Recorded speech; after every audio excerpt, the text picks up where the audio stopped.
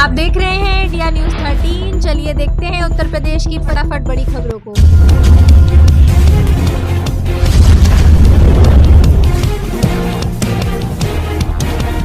UP में हर छात्र अभिभावक को दी जाएगी डिजिटल व साइबर सुरक्षा की ट्रेनिंग, गाइडलाइन लागू करने के निर्देश। उत्तर प्रदेश सरकार ने छात्रों की ऑनलाइन सुरक्षा के लिए साइबर सुरक्षा मुहिम शुरू की है। 15 दिसंबर तक सभी माध्यमिक विद्यालयों में साइबर सुरक्षा गाइडलाइन, प्रशिक्षण और जागरूकता कार्यक्रम लागू करने के निर्देश दिए गए हैं। छात्रों, शिक्षकों और अभिभावकों को सुरक्षित डिजिटल व्यवहार सिखाना आवश्यक है। साइबर सुरक्षा कार्य योजना में जागरूकता कार्यक्रम, प्रतियोगिताएं और प्रशिक्षण शामिल हो। मिशन शक्ति, यूपी में नारी शक्ति को मिली नई उड़ान, आत्मनिर्भर दीदी बना रही समृद्ध उत्तर प्रदेश। उत्तर प्रदेश में मिशन शक्ति के अंतर्गत नारी शक्ति को नई ऊंचाइयां मिल रही हैं। आत्मनिर्भर दीदी योजना के माध्यम से महिलाएं सशक्त हो रही हैं, जिससे समृद्ध उत्तर प्रदेश का निर्माण हो रहा है। यह योजना महिलाओं को आत्मनिर्भर बनाने और उन्हें समाज में समान अवसर प्रदान करने में महत्वपूर्ण भूमिका निभा रही है। इससे प्रदेश में महिला सशक्तिकरण को बढ़ावा मिल रहा है। योगी सरकार का सामाजिक सुरक्षा मॉडल बना मिसाल, अंत्योदय से सर्वोदय की भावना के साथ योजनाओं को दिया जा रहा विस्तार।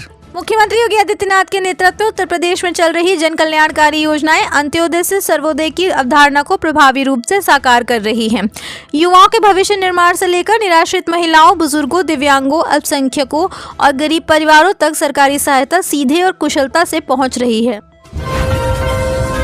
योगी सरकार ने पूरी की शिक्षा मित्रों की मांग, मूल विद्यालय में वापसी के आदेश जारी। योगी सरकार ने शिक्षा मित्रों की लंबे समय से चली आ रही मांग को पूरा कर दिया है। मंगलवार को शिक्षा मित्रों के मूल विद्यालय में वापसी के साथ साथ स्थानांतरण समायोजन के आदेश जारी कर दिए गए। इसके तहत मूल विद्यालय में वापसी से लेकर स्थानांतरण या समायोजन की सारी कार्रवाई ऑफलाइन ही होगी। प्रदेश में 1,45,495 शिक्षा मित्र हैं, जिनमें से करीब 40,000 शिक्षा मित्रों को इसका लाभ मिलेगा। इनमें सबसे ज्यादा वे महिला शिक्षा मित्रों को लाभ मिलेगा जो विवाह के बाद दूसरे जिले में चली गई हैं। यूपी में अब एक किस्त चुकाने वाले बिजली उपभोक्ता भी उठा सकेंगे इस योजना का लाभ, बस यहां करें आवेदन। दिसंबर से लागू बिजली बिल राहत योजना का लाभ अब उन नेवर पेड बिजली उपभोक्ताओं को भी मिल सकेगा जिन्होंने 31 मार्च के बाद एक भी किस्त जमा नहीं की। ऐसे उपभोक्ताओं के लिए 11 दिसंबर से पंजीयन शुरू होगा। इस संबंध में पावर कॉर्पोरेशन के प्रबंध निदेशक पंकज कुमार की ओर से बिजली कंपनियों के प्रबंध निदेशकों को भेजे गए आदेश में कहा गया है कि 31 मार्च तक बिल न जमा करने वाले जिन उपभोक्ताओं ने 1 अप्रैल से 30 नवम्बर के दरमियान बिल का भुगतान किया है, वे भी योजना में शामिल होंगे।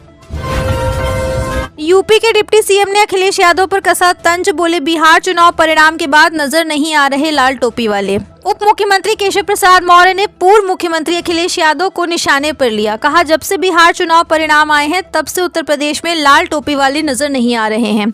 अखिलेश ने विधानसभा चुनाव के दौरान बिहार में कहा था, अवध में हराया है, मगध में हराएंगे। अब हमारा नारा है, मगध में हराया है, सैफई में हराना है।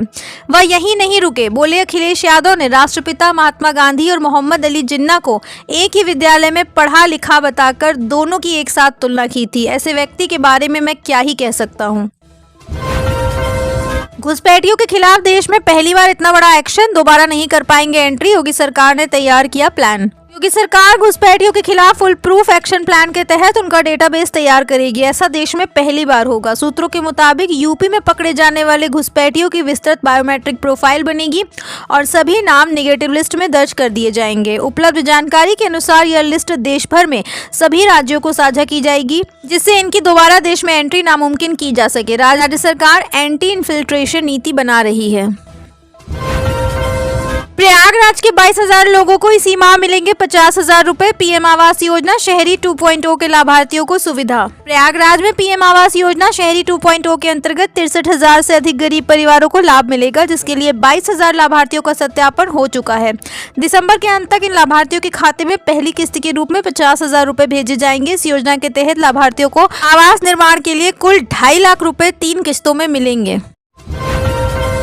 यूपी में जलमार्ग से यात्रा और माल ढुलाई को मिलेगी नई रफ्तार। लखनऊ में होगी प्राधिकरण की पहली बैठक। उत्तर प्रदेश में जलमार्गों के विकास को गति मिलेगी। लखनऊ में अंतर्देशीय जलमार्ग प्राधिकरण की पहली बैठक आयोजित की जाएगी, जिसमें जलमार्गों से यात्रा और माल ढुलाई को बढ़ावा देने पर विचार किया जाएगा। इस पहल से राज्य में परिवहन और पर्यटन को बढ़ावा मिलने की उम्मीद है। सरकार जलमार्गों को विकसित करने के लिए कई योजनाएं बना रही है।